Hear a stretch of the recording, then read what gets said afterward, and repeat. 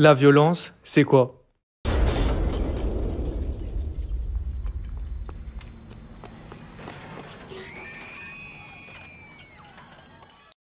Crime.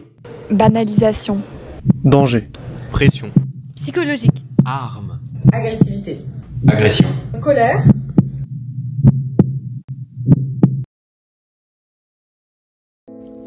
La violence est l'usage intentionnel ou non de la force, de la contrainte ou de l'intimidation, pouvant entraîner des dommages physiques, psychologiques ou sociaux. La violence peut être individuelle ou collective. Elle est souvent liée à des rapports de pouvoir et peut être influencée par des facteurs culturels, sociaux ou économiques. Le travail, un lieu d'épanouissement ou de souffrance? Chaque jour, des milliers de personnes sont victimes de violences sur leur lieu de travail, qu'il s'agisse de violences physiques, morales ou cyberviolences. Leurs conséquences sont souvent dramatiques. Insultes, humiliations, mise à l'écart. La violence morale est insidieuse et peut briser une carrière, voire une vie. La violence mentale, bien que souvent invisible, est destructrice. Elle prend la forme de harcèlement, d'intimidation ou d'ostracisme en entreprise comme en société.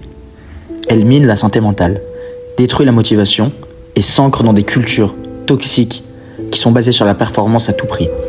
Pour la prévenir, il faut former, écouter et soutenir, et surtout construire des environnements de travail fondés sur le respect, l'empathie et la coopération.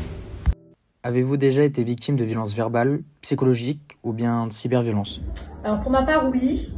J'ai subi des violences psychologiques avec un ancien employeur qui me mettait vachement la pression, qui me disait vraiment des mots et même des phrases qu'on ne dit pas à son employé. Et je pensais que c'était normal alors que pas du tout.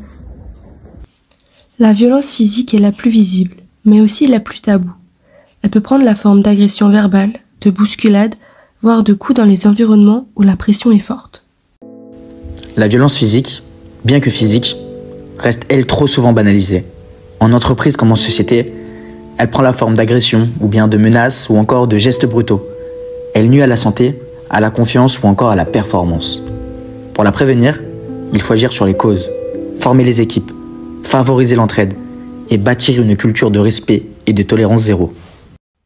Avez-vous déjà subi des violences qui étaient cette fois-ci plus axées sur le physique? Quand j'étais hôtesse de l'air dans les jets privés, une des premières questions qu'on nous pose quand on nous rencontre, c'est « Ah, génial, mais ça devait pas être facile avec les clients ». Et finalement, moi je trouvais que c'était d'autant plus dur avec les collègues quand on n'a qu'un pilote et un copilote dans un avion et qu'ils ont une obsession pour la femme en général, parce que c'était des choses qui répliquaient et qui vous mettent la pression pour avoir une relation sexuelle avec vous un jour. Et finalement, la pression elle vient du collègue. Avec le développement du télétravail et des réseaux sociaux, la violence au travail prend aussi une nouvelle forme, la cyberviolence.